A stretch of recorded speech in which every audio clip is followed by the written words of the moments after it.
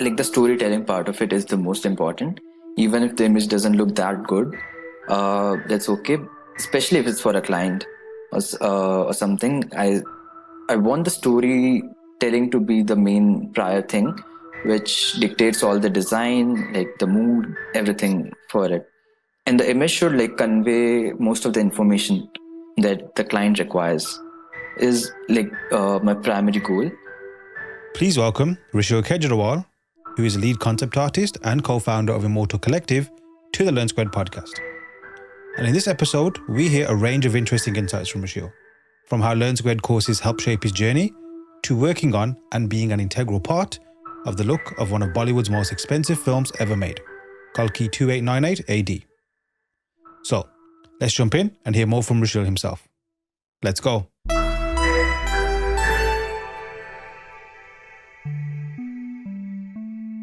Okay. Hey everyone, welcome back to the Learn Squared podcast. Delighted to welcome on very awesome artist and guest today, Rushil Kejriwal. Welcome, Rushil. Hello, everyone. Hi, Aaron. Looking forward to getting into it on this episode with you. Something that we're trying to do for many years. I'm glad we finally got around to doing it. But yeah, if you wouldn't mind just giving everybody a quick lowdown as to who you are and what you do, please. So I'm a concept artist working for films, TV series, card illustrations, games, so anything and everything you could think of, maybe. And yeah, I mean, that's the quick intro. Cool. How long have you been doing that professionally? Because my first introduction to yourself was Swang's course and the mentorship at that time you did. I was on round 2. I think he was on round 1. Obviously, some awesome work that you did around that time as well. Where were you at your stage in your career when that happened? So basically, I would say like how I started was like pretty much how most of the people have started. Like, they started drawing when they were in school, like drawing Pokemon stuff and like whatever they watched on TV. And later, like I figured out like, okay, this can be turned into a career. And then actually changed my school so that I can get a hang of the techniques or maybe some tools early on. So like in 11th grade, I changed my school so I can take fine arts as one of my subjects. So there, like I got to do all the acrylic paintings, like basically touch all the mediums. And later, like I think when I did the mentorship, it was after my college. I did uh, BSc in animation and multimedia. So there, like I got a hang of like all the tools, like overall pipeline of how everything works basically. Yeah. It involved even the sound design, the programming stuff as well a bit. So it's like a pretty huge package. But again, like uh, you don't get to learn or maybe go into details for one certain thing. So that's that. And after college, I got into a job, which was my first job, I would say. So it was at a studio called CDL. And there I got the chance to work on this animated TV series called Legends of Hanuman. So it was after that, like I left the job, I wanted to learn. So I left the job without any like anything that what I want to do in future. As in like I didn't had anything planned. So I just left the job to like learn more. And like I was messaging a lot of people at the time. So one of the person was Swang, and like he replied and he said like you can maybe get the Learn Squared course instead of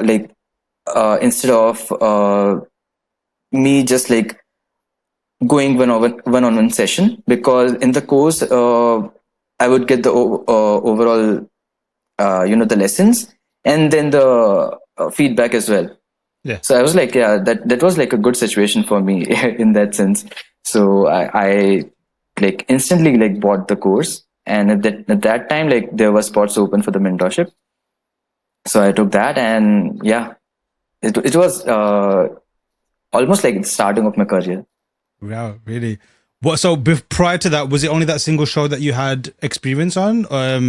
Like before you approached that, would you call yourself a professional working artist at the time, or were you more like in the trying to build yourself up stage? I think build yourself upstage, and I think I'm in that stage as well still, I would say. And I mean, before that, I was working for a studio, but I worked for just like a month over there because what happened was they were producing an anime style movie, and I was the only artist working there Mm, for the whole movie. They had a few things already there, and I told them like I don't want to do the animation stuff. I'm more interested in doing the background illustrations for the film. But because they were not able to find many people who would do anime style animation, so they asked me to do the animation like going by hand, like frame by frame animation, doing keyframes and animatics and all of that stuff. So like I told them like I I don't want to do this. I want to like if I can do the background illustrations, that would be great. But I don't want to do the animation stuff. mm, So they were like, oh, I mean, like they were in the sense like okay for some time to this, but I was like I was just wasting time mm, doing that. That's what I felt back then. So I left that job and started again to work on my portfolio, and then I applied to this place mm, serial, and I got to work on the show.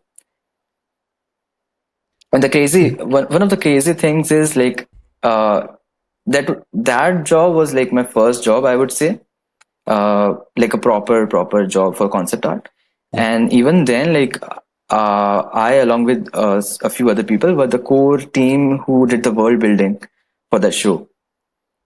So I mean like that's one thing that happens uh, when you're in a country where there's not a lot of like established pipeline, I would say, or Hmm. like people who do particular sort of stuff.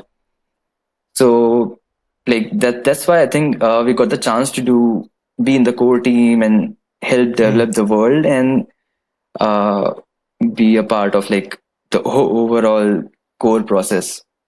mm. We get a lot of listeners and even just like Learn Squared students and users overall. Like it's definitely spread out evenly across the globe, and there's a lot of people, a big demographic that is in a place like you just mentioned. Like there isn't like something, or at least back then perhaps, where things Hmm. are not as established in other places. There's not like a clear, like a quarter where like, oh yeah, you go there, you're gonna get some kind of work, or there's definitely some studios Yeah. there. Um, how what's it? So to those people who are in that situation, and also the people who are not familiar with that, if you wouldn't mind just explaining what it's like the kind of maybe what opportunities look like or don't look like when you're in that kind of situation when there's essentially not a clear cut industry or pathway. Where are you based? So I think you should be open to doing everything at the time, because the teams are small, the budgets are small, so they can't hire specialists for everything. Hmm. So like one thing would be like to be open to doing everything, or like I mean like not to the point that you get burned out, but again like if it's a good studio, I think they would take care of it, like Mhm. not put a lot of pressure on you.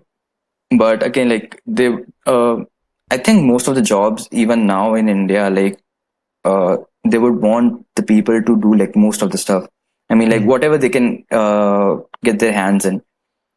And I think like even I was pretty proactive in that sort of stuff. I wasn't like very caged in the sense like okay I just want to do one particular thing. I was uh, I was doing like matte painting at one point of time, doing some visual development and things like that. So it's like one umbrella, but again like doing different things and also like learning multiple softwares, whichever is better suited for that particular job. Mhm. So I think like being open is something that you should be aiming for. Mm. So Do you like wearing many hats or trying different things? Yeah, absolutely. Sick. And what would you say to people who maybe are the opposite?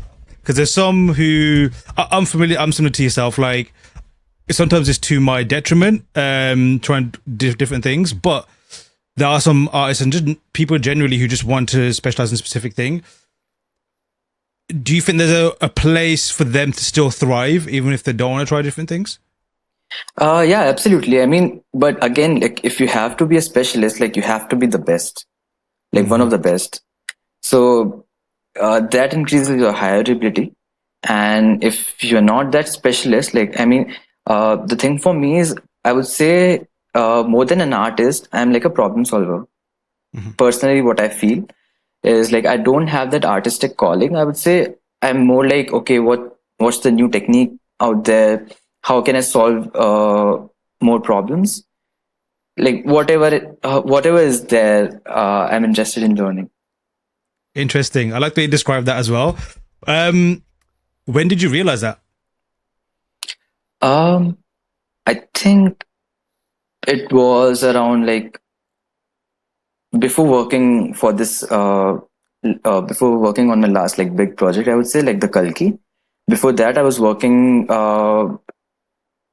so I think at that time I realized that it was mostly when I was working for my own stuff, like building my portfolio and on the job, I was like always getting interested in what the other pipeline looks like. And I think that's how I sort of like started working as a concept artist as well, or like maybe started learning it. Is like I was more interested in learning about how they're able to like have something move and then like make the audience feel right. It feels very holistic in a sense, that you just make a few drawings and then they just move, and and the other people who is watching it feel something what the creator wants them to feel. So that is something that got me interested in this stuff. It was mostly like how this happens. That's Right. how I got into this. I got into this rabbit hole, and then like I'm just in there. Sick. What was it like growing up though for you? Like, did you? Because a lot of many people. So just to clarify, when you were like at school and training yourself, were you aware of what concept art was No, at any stage? Okay. in the school I wasn't aware of it. I was just doing like anime drawings, like the Digimon, like the creatures, and I wasn't doing any environments. Interestingly, at that time, I was only doing characters and Yeah. like creatures and stuff. And now, if you see, I've completely turned into the environment, like concept art Yes. thing. And so that was the transition I feel happened when I got to know about the concept art thing, like the particularly concept art. It was in my college, so I was doing animation. So one of the teachers introduced me to the concept art, and they what he did was he told me about Scott Robertson, Feng Zhu, Doc Chiang, so people like that. And then I was like, oh yeah, this is exactly the thing that I want to do. And then like I just got into all the exercises the Scott Robertson teaches, like going through all the FZD videos. At the time, there was this uh, level up thing, Yes. the podcast, and like I was just like all over the place, like watching everything and anything what I could get. So that's how I like started just trying to learn like how to do stuff. Interesting. Similar, I think, for a lot of artists as well. Like, there's always Yeah, that, especially like I'd say concept art and that pathway is firmly established now. Like, it's when I was at uni, there was no such thing as a course. You had to kind of find yeah, something that kind of closely resembled what you wanted to do and just hope that that's kind of like you end up in that kind of space. But yeah, similar, like when you see these kind of things, whether it's an artist or someone doing that specific thing, kind of opens up this whole new universe and you can just walk around in yeah. it and enjoy it as well. If you had never saw that, what kind of career do you think you'd have, or what kind of things would you be specializing in that specific timeline? I think if I wouldn't have found out about the concept art thing, I think I would have been a 3D artist. Yeah. 3D artist, like doing motion graphic stuff. Like I was more interested in 3D side of things Yeah. from the beginning. Like I started with 2D, like traditional 2D thing, but again, like as soon as I saw the 3D stuff, it got me fascinated with it, because Interesting. I was doing the 2D stuff since a long time till then. So again, like 3D was new for me. So like, okay, now time for this. Okay. So What got you into 3D? Was it school, or was it just you just saw the software, or again you saw the professionals using it? yeah, the professionals using it and the kind of results, the finished quality you can get Mm, from it. Uh, like in 2D, it takes a lot of time and a lot of like foundation to be like very, very strong to mm, get that sort of a look in the result, which you can get in 3D if you know the tools right and you have that eye for it, instead of mm. having like that core skills developed into uh, your thinking. So I think it's sort of a bit of a hack, I would say. But later in the stages, you realize, okay, no, you need to have those skills as well. Mm-hmm. You Yes. that eye and that fundamentals you actually need to know to be able to like achieve something in 3D as well. Mm. So 3D initially, obviously, I'm very like oversimplifying it, but was it like, I guess, the seduction of it, of like what kind of fidelity you could achieve in 3D? Was that what really drew you towards it? Yeah, like initially I was like mixing 2D and 3D both, like how the trend was going. Yeah. I mean, like all the new tutorial so were happening.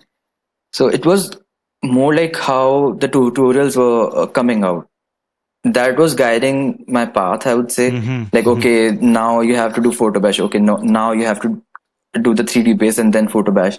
Now you Yes. have to build the whole thing in 3D. So that's a particular thing. But again, yeah, 3D like helped me quite a lot to get that base of lighting, get the base of like perspective, Uh-huh. to not like manually make it. I was able to do that manually as well for that before, but obviously not at that level that the Mm-hmm. 3D helps you, like it speeds up your process quite a lot. So yeah, like What even to? Yeah. No, yeah, please go sorry. ahead. Uh, like learning fundamentals was also like one of like the tough tasks for me, because like there weren't uh, there weren't any like particular path that you could follow. Everything was intertwined. Like if you need to learn anatomy, you have to have the perspective learned as well, and like everything was interlinked. Mm-hmm. So like what I tried to do was uh, I'm forgetting the word. Like re-engineer sort of like the FZD curriculum, because I Mm-hmm. didn't have the funds to go to FZD at the time. So what I did was I downloaded all the student works they had on their website, and they had like weeks written on it and the assignment written below. Okay. So Yes. so I made all the folders. Okay, this week do this week do this, and I followed that curriculum in the hopes like, okay, like I'll improve, and it actually worked. Sick. It actually worked in the sense like, yeah, I was getting better perspective, I was Uh-huh. getting better at like drawing forms, and like incorporating my own ideas into it, and not just like studying from images. Mm. Prior So prior to yeah, that, was it like? And it's so common. I think it's almost as everybody, especially if you kind of like not diving into design and coming up with your ideas, but just when you just embark on it, it doesn't really cross your mind to just do fundamentals.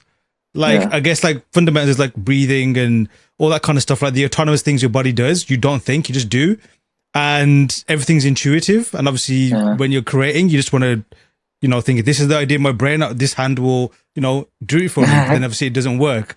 Yeah. What was it like for you? Like, were you aware that fundamentals were something that you needed to do and you kind of were ignoring it, or were you completely oblivious that these were things that you needed to train? I was completely oblivious in the Right. beginning until I discovered Scott Robertson and Feng Zhu, Yes. Yes. obviously. Yes. Yes. Yes. So, yeah, I didn't know anything about fundamentals or something is there like that. I knew about perspective because, like, I had fine arts as a subject in my school. So, there were some discussions I overheard, I would say. Like, they didn't teach actually, like, how the perspective works. Like, that's also one thing. What did what the initial goal was, like, you take an image that you like and then you just try to recreate it. That was the whole Mm. education, Mm-hmm. not like going into like how actually art works. Mm. So that was, I feel, a bit of a handicap for me in the Yes. beginning, because like you're just copying images, so you just like block your creative side in a way. Okay, like, and you just focus on the techniques. Mm-hmm. So I think, like, maybe if I would have known about the fundamentals earlier, or okay, like you have to work on your ideas as well. So that would have helped a bit more. Mm. Any particular fundamental that was the most troublesome for you, or that you found the most difficult, or maybe even became your worst enemy? I think initially it was a perspective. Right.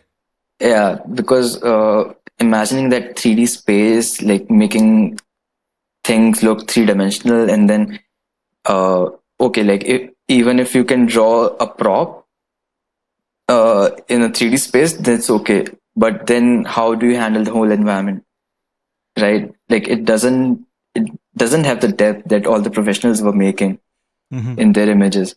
So like that was one thing, like I struggled a lot. Mm. Was there a particular project or a moment where it clicked and then you finally realized that, like, or everything kind of like came together and thought, yes, I now know how to wield this how I want it? And it almost, because obviously there's two things, right? Like when you kind of figure something out, especially in fundamental was that, yes, I understand now, I can use it, I do it in the proper way. Maybe the results are not anything spectacular to the viewer, but for yourself, you kind of know how Yeah. it works. But then sometimes there's the other side where it actually really reinforces a design or a look you're going for, because you know exactly how and where Yeah. to exploit it or push it as well.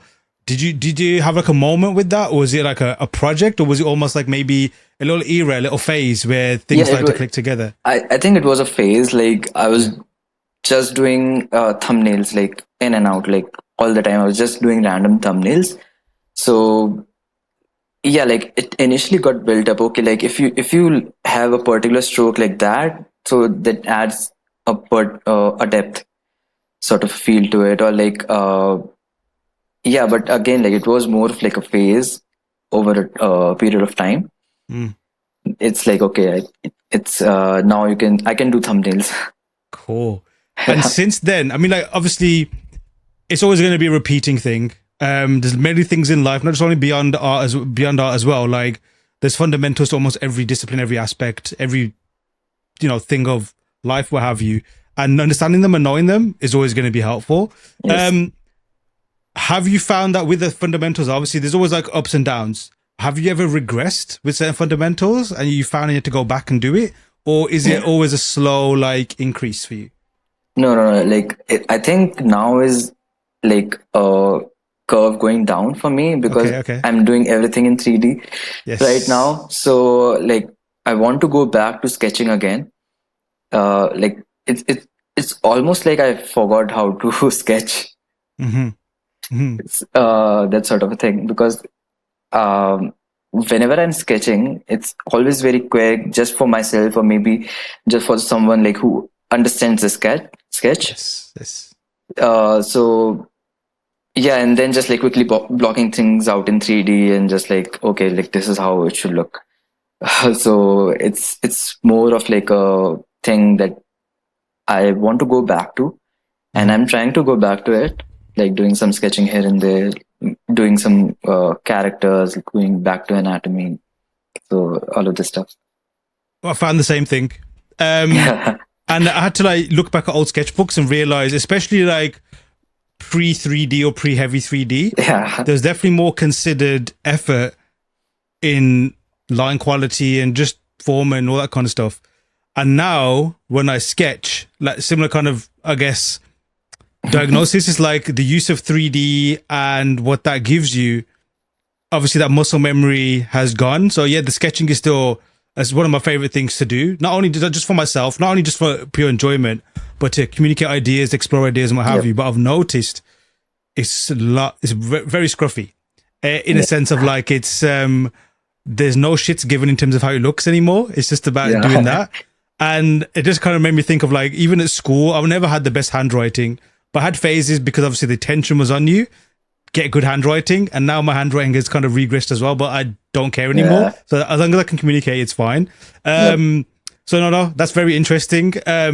But then with that said, with the industry now, and even just like tool sets and what we have, obviously I have my reasons. It's a loaded question, but why care? Why go back to sketching? Why reinforce that fundamental if the tool and 3D is giving you what you need? I think it goes back to how the industry is evolving, and the AI comes into picture for this. Right. I would say because sketching is something which is very fundamental to you, and you can express your ideas much quicker, much like without much thought. I would say it's your own fiber which you can like pretty quickly get down when you're sketching. And if when you're going into 3D, like in VR it's good. VR is similar to like sketching, so you have to have that mileage with your hand to be able to sketch in VR. So that's one thing that I feel like sketching helps you communicate your own self much more in a better way, I would say, than you jumping directly into 3D. And like when you're sketching and fleshing ideas out, you're able to get more ideas without like locking into the 3D thing. So that's what I feel sketching is again like becoming much more important thing to be able to do and present your ideas as sketch. That is also a major thing. And one more thing like is like you can create finished images with just your sketch using AI. So you don't need to go to the 3D route and just sketch it out and just have finished image. Like just the idea itself, if you want to pitch to someone or like maybe okay, like quickly show it to someone. Okay, like this is sort of the what I'm thinking, and this is somewhere we can go. I think there it would be pretty useful, and also in the sense at a higher position of being like a lead artist or an art director. I think this sort of technology mixed with your sketching skills would be pretty useful. What's your skill set or workflow tools wise right now? And what with 3D? What did you start off with? Is it still the same? I started or has it with yeah, it changed. Like I was using 3ds Max and Keyshot, and after that, like for some time, I was using 3D Code as well. But when I was doing the mentorship with Swang, I completely turned into I changed it to Blender. Right. I took it like he wasn't doing it in Blender. Yeah. As far as I remember, yeah. But I took that time as an advantage for me. Like, okay, maybe now is the time I like put all my balls into like the Blender thing. And how long have you been using Blender? Is it just specifically Blender, or do you throw any other tools in there, like, you know, maybe still 3D Cut or other render engines, or is it just only Blender? Right now, it's only Blender. And it's been like after the mentorship, I would say it's been like I think 5 years, 4 to 5 years. Interesting. So yeah, just doing Blender and like whatever other software I can use. Like I use some VR as well Mm-hmm. for the modeling.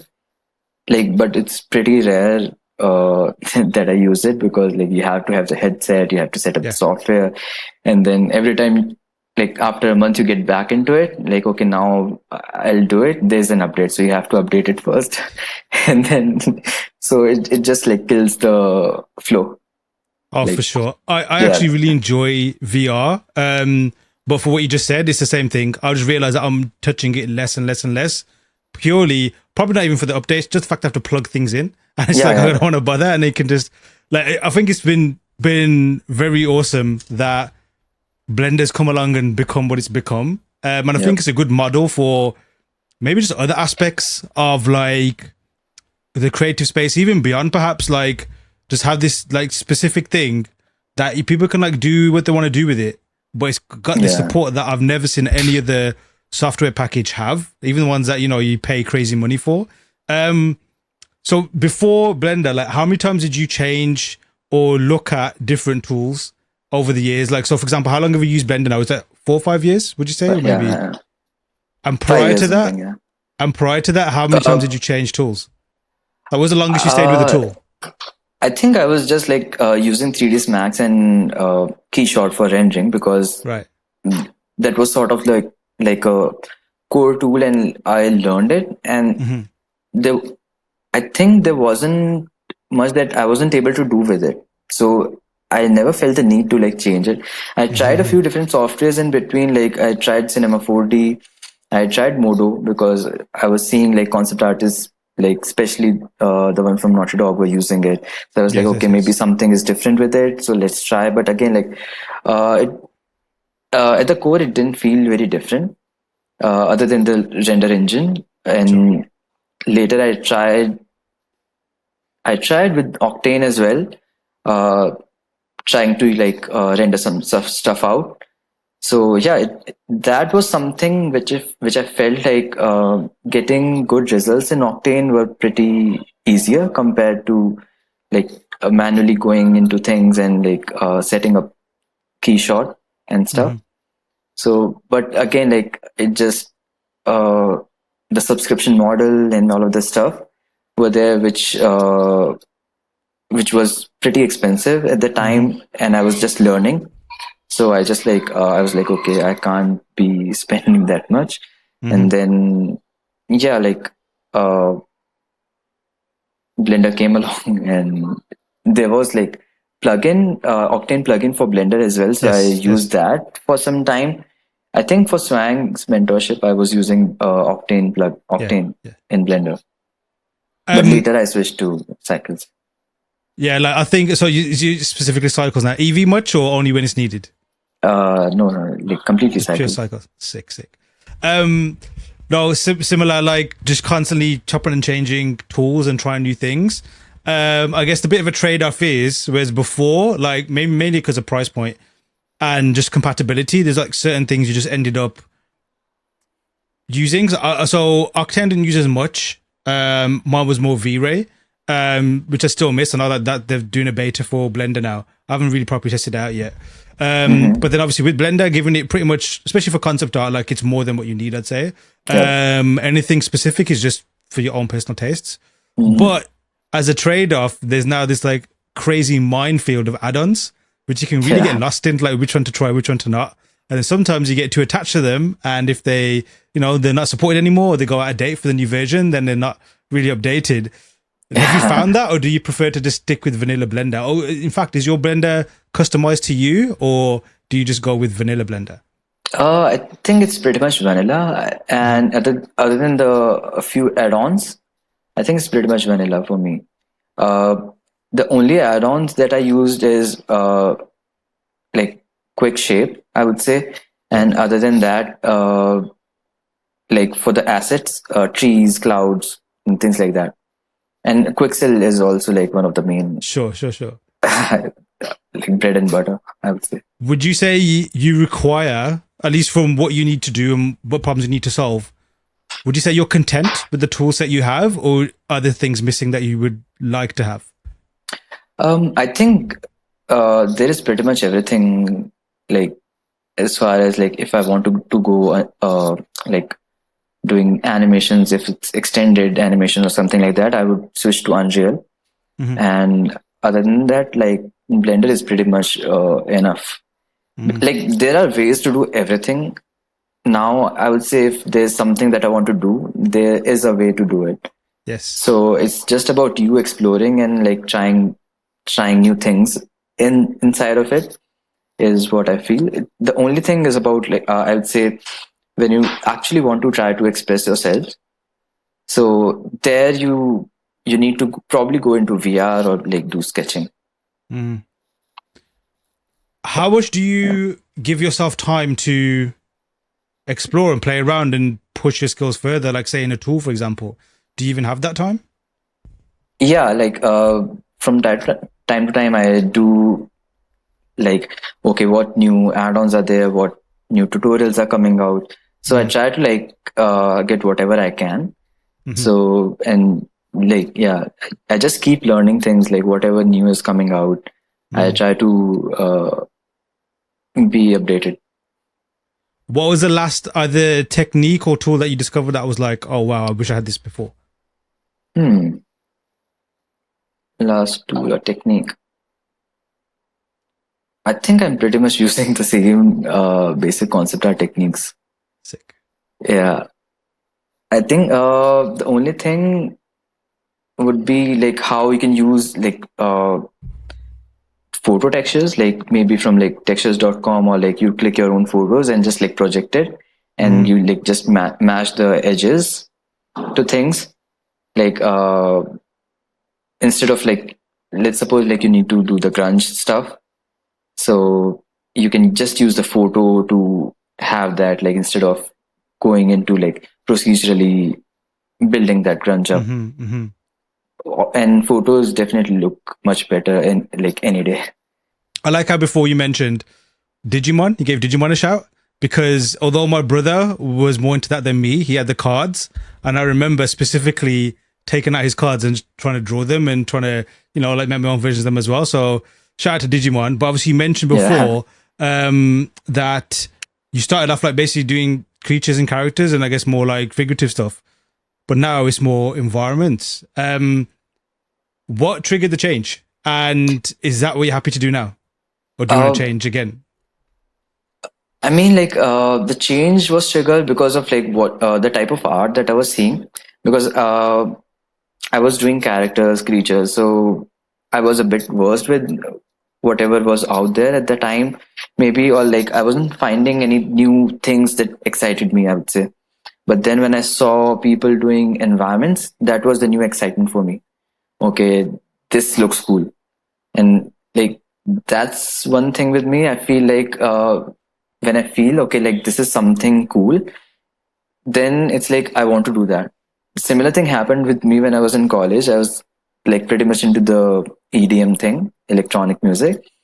So I learned the software to like I was like I want to make it now.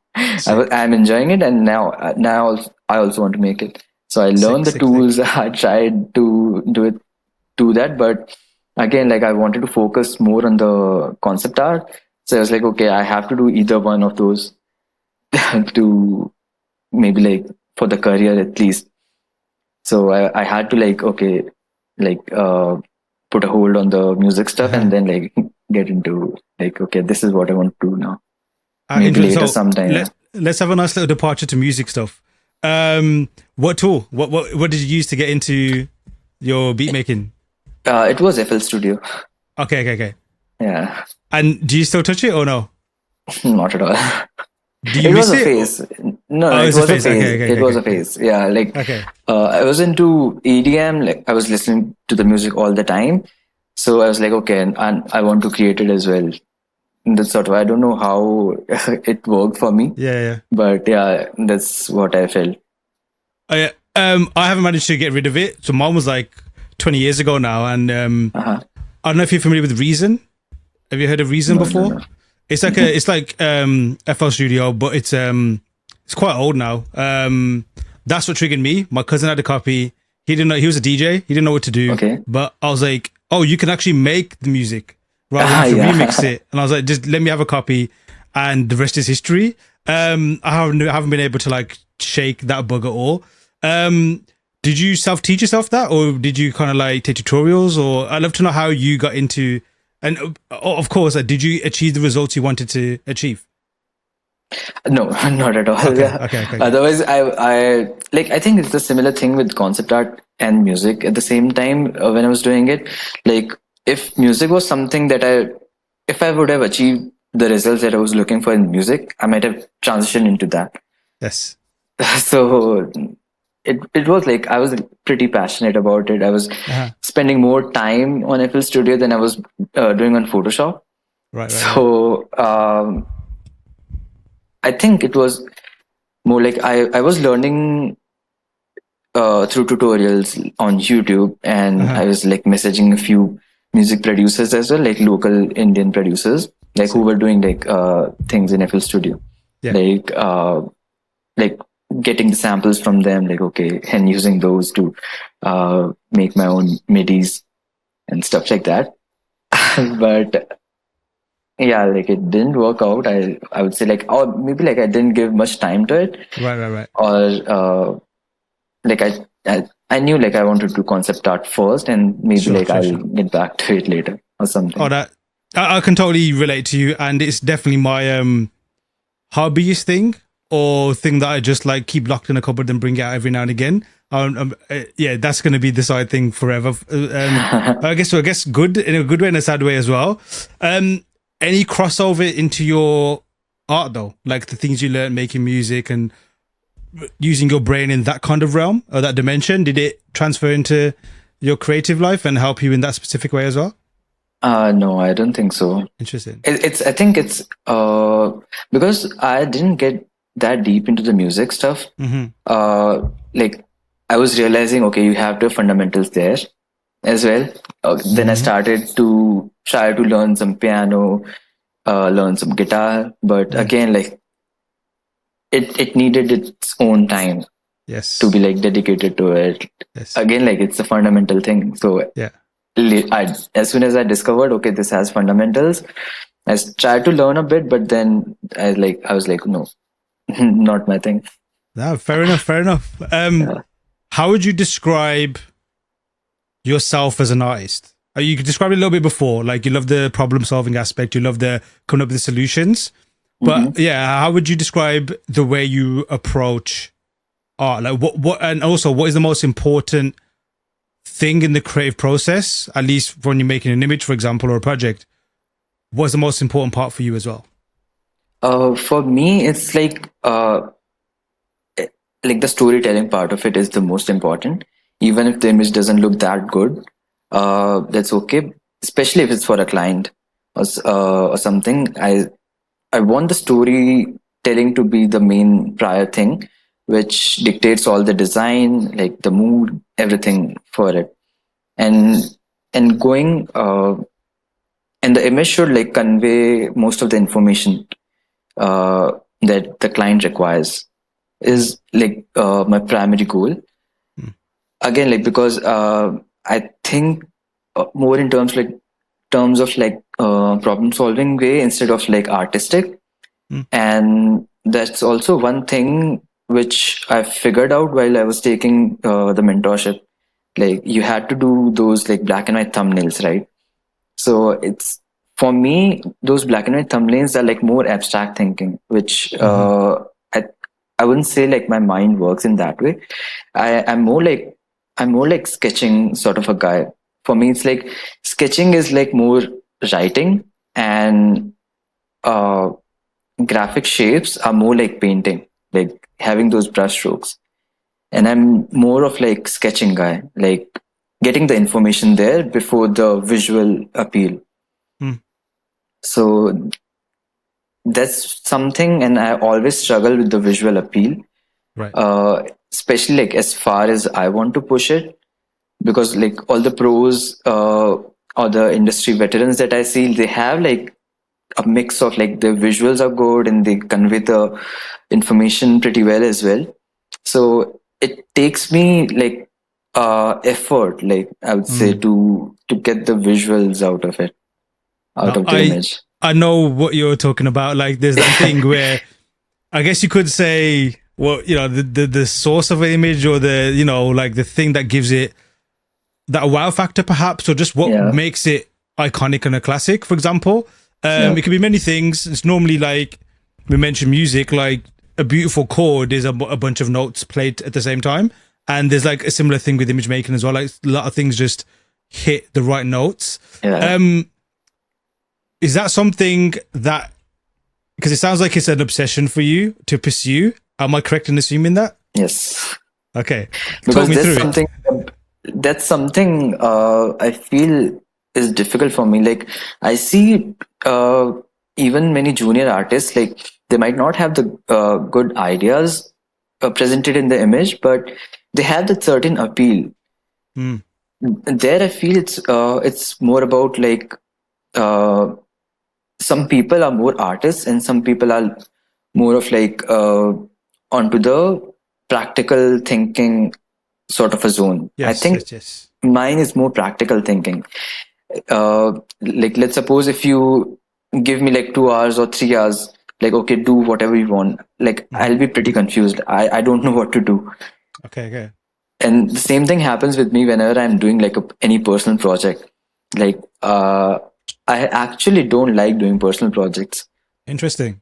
Yeah, I like doing more client work because I'm presented with the problems.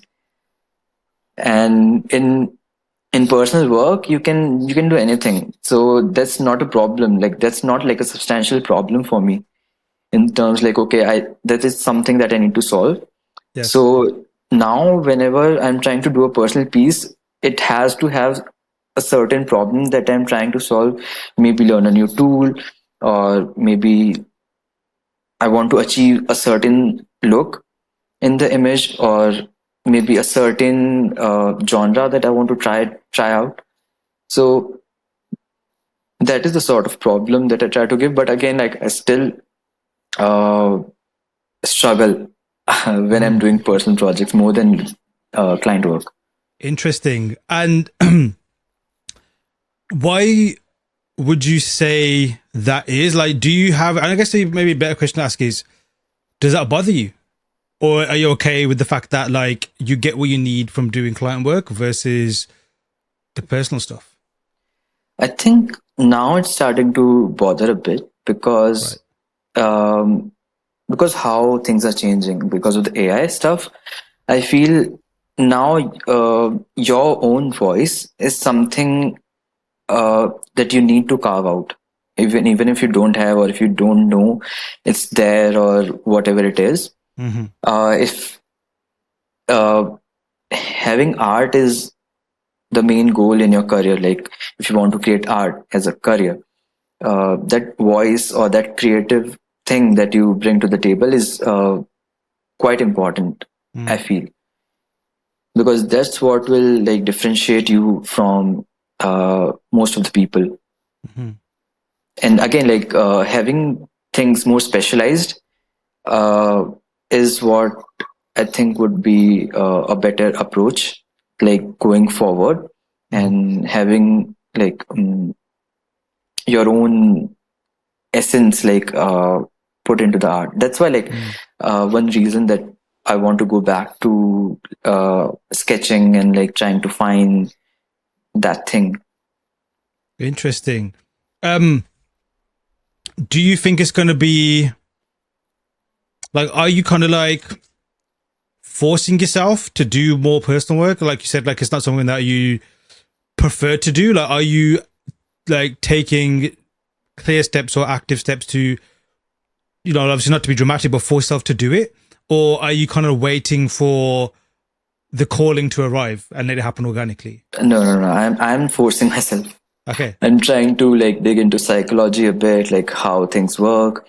Interesting. Like trying to uh, read more about or listen more about the artists, like the most famous ones, or like how their thinking process is. There again, like I'm trying to think about it more in a practical way, problem solving way. So Mm. I'm not sure if that will arrive me somewhere or not, but that's the sort of steps that I want to take as of now. No, So that's really interesting aspect because typically, and there's always like, and that's always good to hear as well because there's always a different perspective either that you never expected or never had seen before. Because obviously, normally, I'm definitely summarizing, simplifying things here, but with the personal approach for us, I've spoken to, and even for myself as well, it's more like impulsive. It's more something that kind of like connects with you or you want to do as opposed to thing. Maybe there's a bit of ego involved as well. But then sometimes that can trip you up as well because yeah, and this is a theme that's cropped up in the few recent episodes that I've been doing is the distinction and the difference of approach between your personal stuff and client stuff. And with the personal stuff, at least the kind of artist I am, it's way more fluid and flowy, and when it happens and not forced versus, but then that can obviously lead problems because you don't finish them or they take a long time to do, and then yeah, you know, like in an industry that moves so fast, that's almost like not a good thing. But then obviously when like there's client stuff, then it's almost like, okay, yes, this is what needs to be done, everything's organized, everything's structured, and you get kind of stuff done as well. But then hearing yeah, about your approach, absolutely. like it's more targeted and you're going to look at it in a problem solving kind of way, almost like taking personal art as like a strategic thing. Like that is an angle that I haven't really personally explored, and that seems like it could be yield some very interesting results. Has it yielded any interesting results for you yet, or do you see it potentially like yielding some interesting results? I think there's something which is developing in a way. Like I figured out about the sketching thing. I'm starting to sketch, and what I'm trying to do is instead of like having a reference, like a clear reference, I'll maybe have like a mood board of references together, which is lying on the side. I'm not looking at it very much, and just like trying to like randomly scribbling things out, like going that like abstract sort of an approach, Mm-hmm. and like and trying to find what uh the shapes that I find in there, or like trying to be like basically expand my thinking, Mm. like by pushing myself into like more abstract stuff. But again, like right now, what I'm mostly seeing is like those. I'm not seeing anything different coming out of that till now, because it's not a long time which I've spent into doing this. Mm-hmm. But this is what I'm trying to do as of now. Let's see how it goes. And when you do get to that situation, like we all do, when you kind of like knocking at the door, it's not opening, or banging on the wall, and it's not even going down, it sometimes does feel like it's an impossible task. When that happens to you, does that demotivate you, or are you quite like disciplined enough to know to stick with it? Um, for me, what happens is like either I feel like okay, there's something happening. Okay, Mm-hmm. it's almost never happened. Like I'm not reaching anywhere, or at least I feel that I'm reaching somewhere.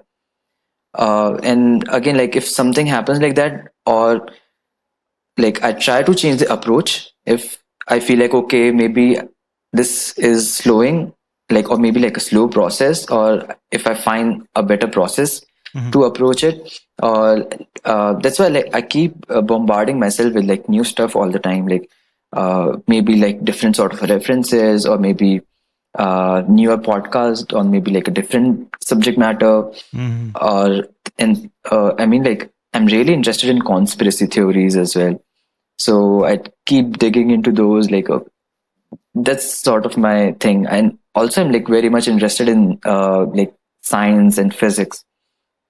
So that is something that I keep watching on a regular basis. Mm-hmm. Or maybe that's what my thing is, and I just don't know how to channel it through my art. Interesting. So that's something that I want to figure out. No, fair enough. And I think the key thing is to know that you want to kind of figure it out. Like with any kind of design problem, when if you think about it, like it's so those of us that do it on a regular basis, and those of us that constantly create stuff as well, no matter what level you're at, we take for granted that we can just take scribbles and turn it Yeah, into something that's tangible. Whether that's successful design or not, that's beside the point. Like we took something that didn't exist and made it into something that could possibly exist as well. So there's definitely like, I guess you want to call it magic, like some magic and that kind of stuff as well. Yeah. So it's kind of like evidence to yourself that if you can do it in that particular realm, like you can kind of do it in different places as well. It's just a case of finding out what steps you need, how you're going to solve the problem, and obviously being able to turn lost scribbles into something tangible as well. So no, I highly commend it. Just want to go back to the point of like that feeling where like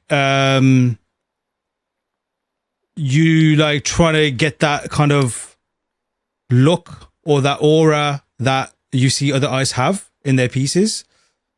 How, and obviously it's hard to say how close you are because we always know the distance when we're looking at it, but we don't know the distance from the finish point to where you are. But how close do you think you are to like kind of nailing it? Like, do you feel like you're knocking at the door, or do you feel like it's a long way away? I think the bar raises every time you reach a certain point. So it's like maybe like a year ago, my benchmark would be somewhere here, but now it would be up here. So it's like a never-ending battle. I feel. Let's suppose even if I get that image quality, then I'd be like, okay, I want to get that particular sort of composition, or maybe like that wow factor in the composition, or maybe like the storytelling, or something. Something is always there that the benchmark like keeps getting up all the time. So I don't think I'll ever reach like that particular benchmark, and I'll be like, okay, now is a place that I'm happy to be. Interesting. Do you feel, because I feel the same way, like Yeah. I'm always constantly looking ahead, which I think is a good thing. But because you constantly look ahead, you always see yourself as behind almost. Like, to summarize, like you always feel like, I'm not where that is. That's what the level is, and look for that. But then on occasion, usually by accident, I look at old stuff or something comes in my way. I'm like, oh, okay, no, yes, there's definitely been some progress with that. Yes. Do you do that with yourself? Like, I guess what we're trying to say, like, we're harsh on ourselves that we maybe don't need to be because progress is being made. So do you do that with yourself as well? Yeah, like I definitely keep looking at my old work, and Yeah. Yeah, I definitely see the improvement, or maybe like because I know like at that particular time what I was trying to do, and like if that particular piece achieved that or not, and then later I mean like the goal keeps changing all the time, so Yes. it's not about like a constant thing like okay there's this one particular thing that I want to achieve. Like for many people there are like god artists, like okay this is the level that I want to reach, but I don't think that's the case for me. I'm like I always look for new people or new artists that I want to be inspired by or be influenced by, maybe, or like their style, or like maybe I like the scale of one, I like the storytelling of one, I like the lighting of one. So this is sort of the thing that's what I look at. I forgot what we were talking about. We had some technical Emotion. difficulties, but oh yeah, exactly. Yeah. So, no, there is something to that. So with that said, and it might just be other artists, it might even be something else that like linked to movie, show, what have you. What are the things? Maybe obviously it's always an easy question to ask, but not one to answer because your brain just floods with all these inspirations. But yeah, what are those for you? Like what things remember, like maybe throughout your whole life as a youngster, maybe even recently that you thought, okay, yeah, there's something about that I just enjoy. And I guess like what I'm getting at in terms of like how to measure it is like, let's say you're traveling, you're on a walk, and obviously you just see a beautiful bit of nature. And there's some, I think we've all had it where we're just in awe and we don't know why we enjoy it, but we're just in awe of what we see. What's that for you, I guess, from an artistic sense? Okay. I think one would be like some of the Craig Mullins paintings is like how can you even do that? Even still, yes. Yeah, how can you even do that? So, and other than that, for the movies, I would say it was like one of the Spider-Man movies, like very like because that's what was I seeing, or maybe like the first introduction to me to VFX or things like that. Okay, Right. like that was like very awesome. Like how a person is just like using a web to swing along. Cool. Like how is that even possible, or like how does it happen? Is it real? Is it not? Because like I was just a kid at that time, and I didn't know if it wasn't real or what was Sure, that. sure, sure. Yeah. Yeah, so that sort of a fascination uh, to the VFX, I would say. Like you just don't know. It's a mystery. It's a magic Yes, uh, yes.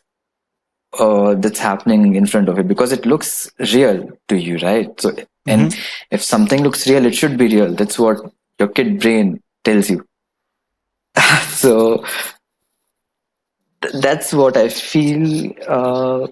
And other than that, I think definitely some of the Prince of Persia games that I've Mm. played in the beginning. I love the puzzle solving part of it.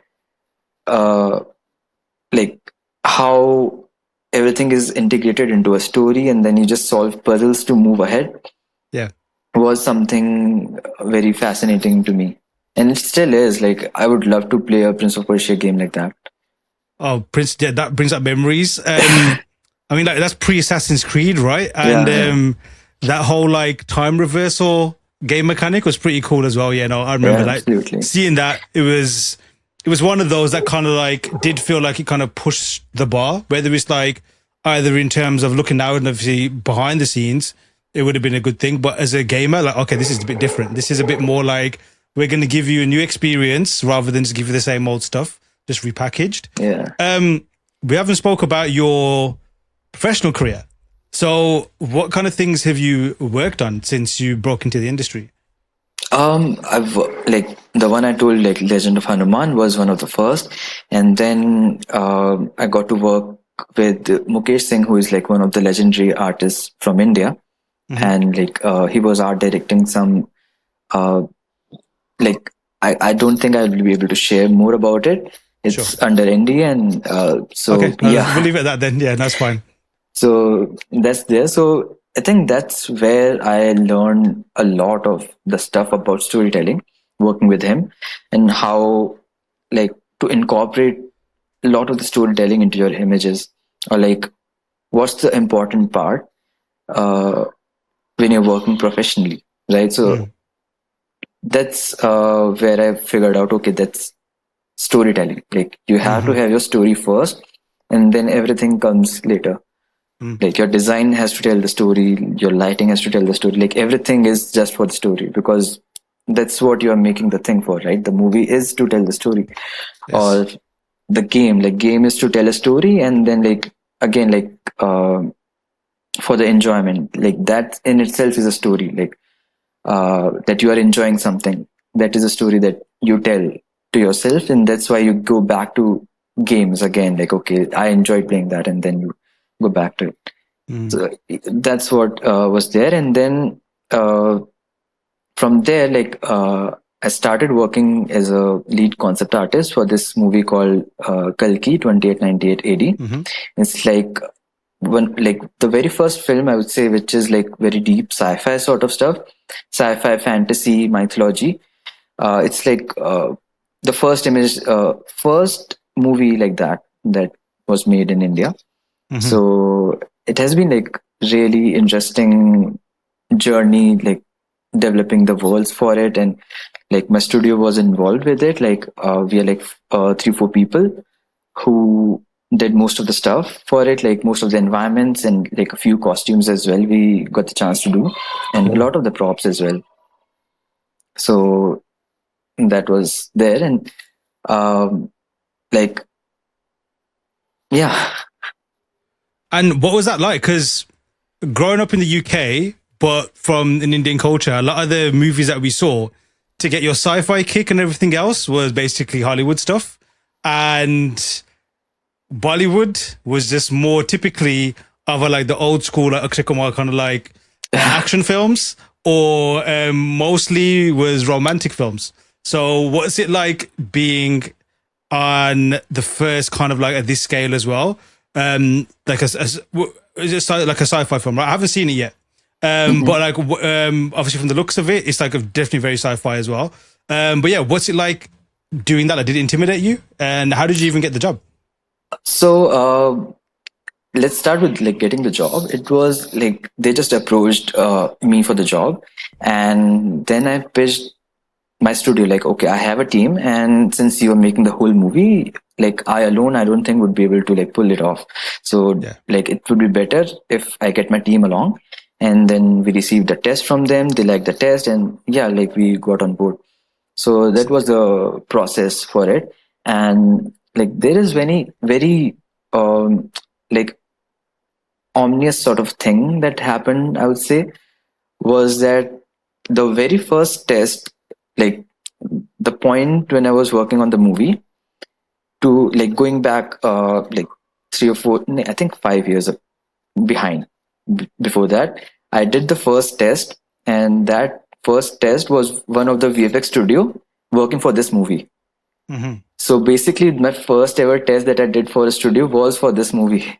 Okay. But Wow. yeah, but again, like I didn't join that studio. Sure. And then later, uh, because if I would have joined the studio, I would have worked like maybe like one of the artists, or maybe like very deep down into the pipeline. But like it was like I got the time to find people, build my own team, and then get onto the project. Okay, like as if like now you are ready to maybe like take it on, Hmm. something like that. Hmm. It's very fascinating to me how that worked. And Right. then later I got onto the project, and yeah, like later I found out, okay, this it that test that I did was for this. Wow. So that's So very either way is meant to be, right? yeah. I mean, that's what I feel. Sick. And you just glossed over the fact that you had a studio or a team of people. How did that form? So after working on Legend of Hanuman, like we were all learning over there, and we helped develop the world for it. So uh, we were like, we need a place so that like all of us can learn together, and at the same time like we can help other people, the new people who are getting into it, to like basically like have a place to for all of us to connect.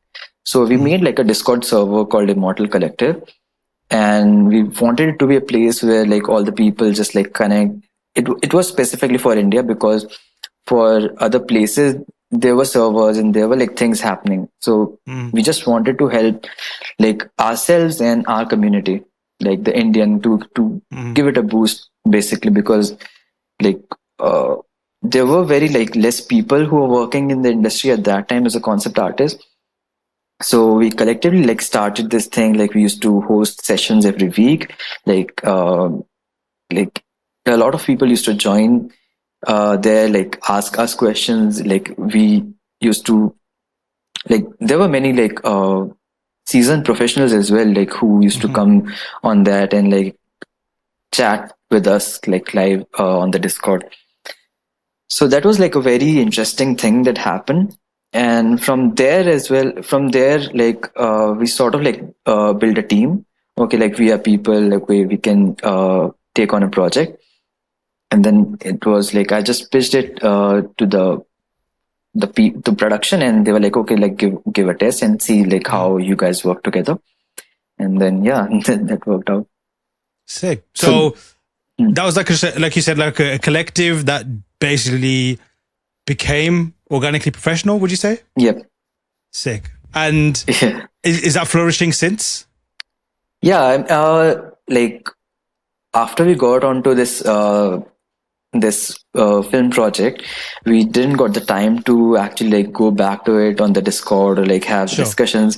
And also like by the end of it, like there were very less people started to come in, because everyone got in like busy with their own work. And obviously you can't talk every week to Mhm. like different people, or like you know like just you'll have like the same things to talk over and over.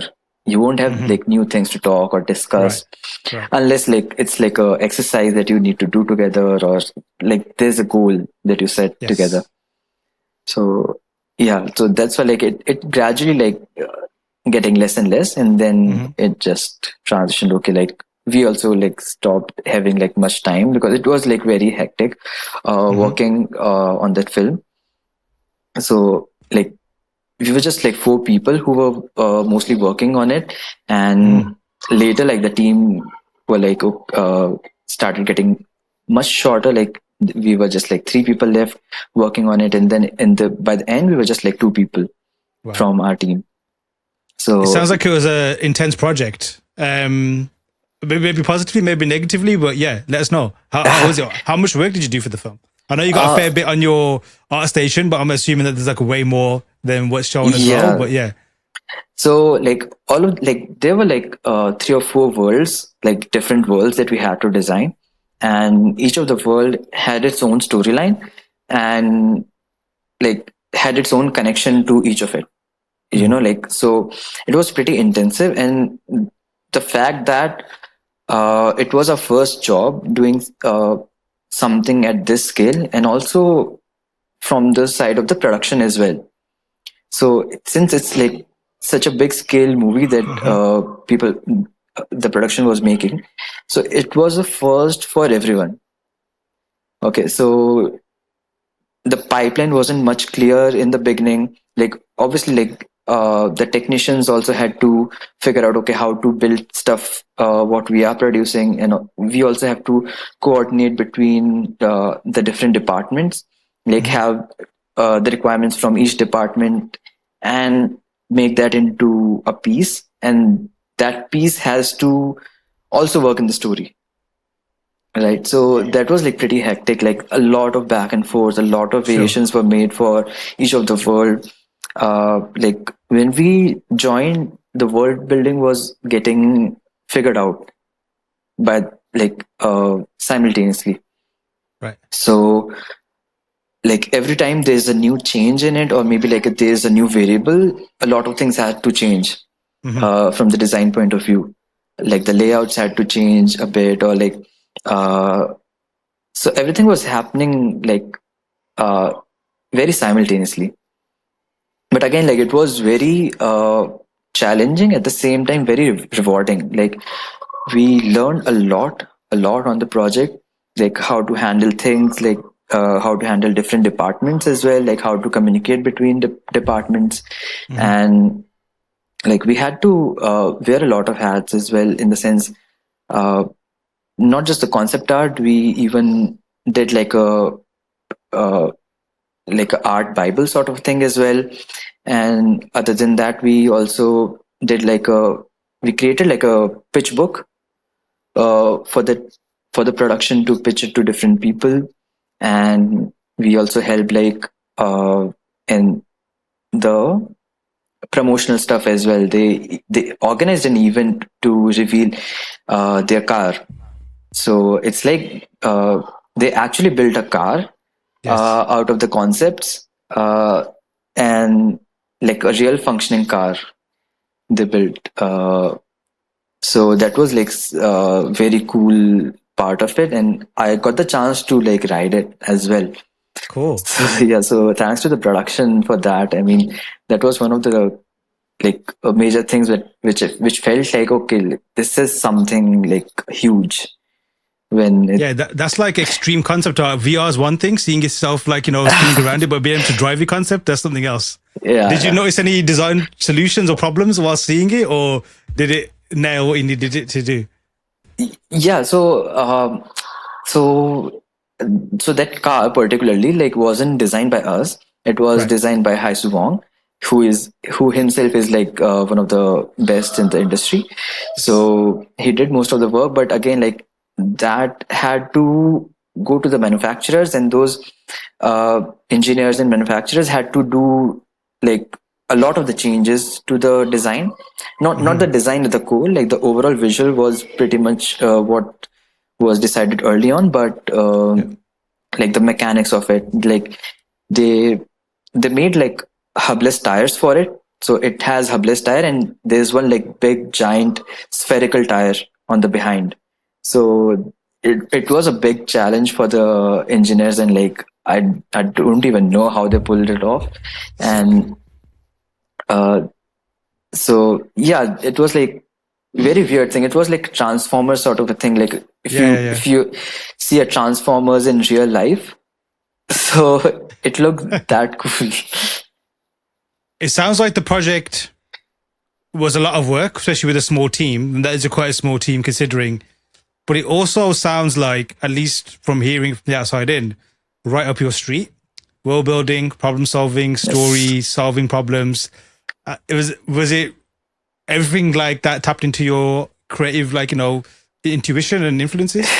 Yeah, absolutely. And it almost felt like, again, like sort of like universe's sign. Okay, like this is what something that I had to do in a way. And Yes.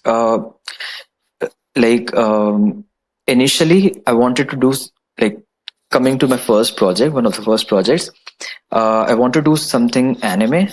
The first project I got was an anime movie, even though like it wasn't very particularly that. But later I wanted to do something mythological, and I got to do something mythological with this animated series. And then I wanted to do something realistic, so that was the next project that I got on. And Sick. that time I wanted to do something sci-fi, so that was something I got onto, like this Kalki. So it was like somehow manifest what I want to do, Mm-hmm. and that sort of project I get on. And I think that is super lucky of me, and I think that's why I enjoy client work more. Mm. Maybe it's my luck. That's how like it's happening, maybe, or like Mm-hmm. I'm manifesting, or maybe like my work is what I'm putting out there is related to that, and that's how it gets picked up somehow. Cool. What's So next? So what do you want to uh, manifest next? I think I'm not pretty sure right now. I want to get into a bit of fantasy, and again, like more of like mythological stuff, Indian mythological stuff, and Mm-hmm. fantasy, and more of something like Prince of Persia, more realistic, grounded thing as well. Mm-hmm. Sort of like a mix of these things. Cool. Um, Another thing that you've been busy with is you've been developing a tool. You've sent it over to me to try. Forgive me, I haven't had a chance to try it yet. But it was like, you mentioned AI a few times in this episode. I'd love to get your take on that in general. But particularly from my angle, like in terms of for creativity purposes, or even in general, like I don't particularly use it. Like it's just not of interest to me. But I did see what you put out there. Like it's basically a tool. Obviously, like you explain it, I'll give you a chance to explain it better than me. But Yeah, it does seem like you approached it in an ethical way. Correct me if I'm wrong, of course, as well. But it's interesting, like you're tapping into that kind of realm of technology.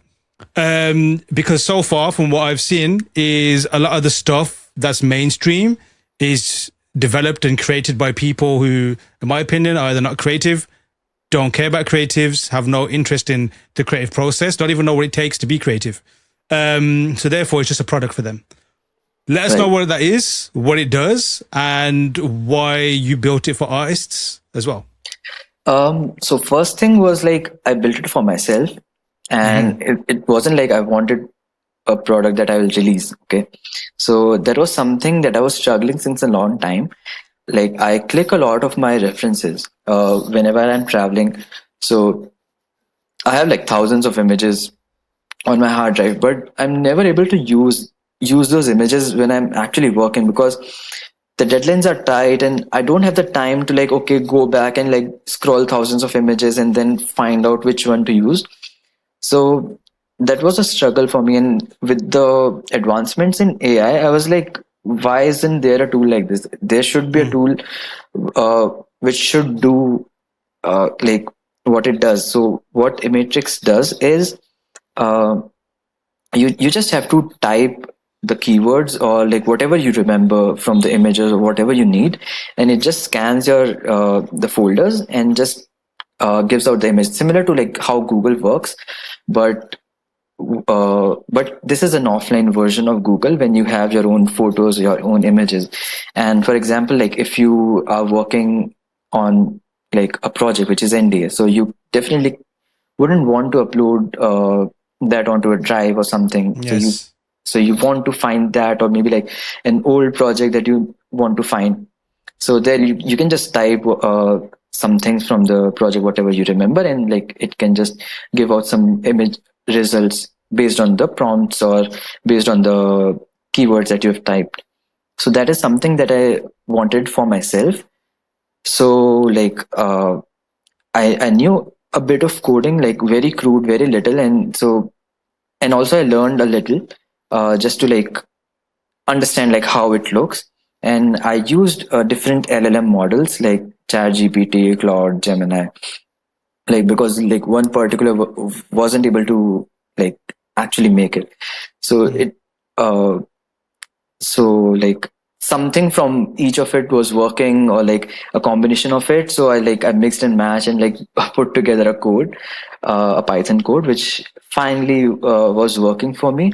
So I was just using it, and like my brother, he's a programmer, and he gave me an idea like, why don't you just like sell it? Like there must be artists who might actually need it.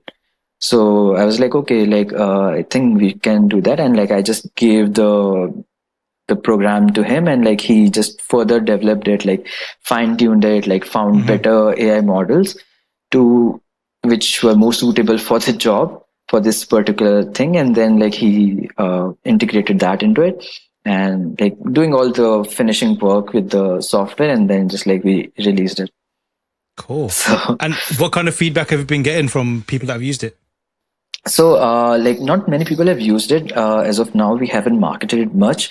uh, so that's one thing, but most of the people are finding it pretty useful in terms of they're finding different ways of it to use it. Like let's suppose like you have a lot of sketchfab models that you have downloaded, and if it has images along with it, so you can even find models with it in a way. Like you just search for the image, and then just like open file location, Hmm. and you reach to the folder where you have that model as well.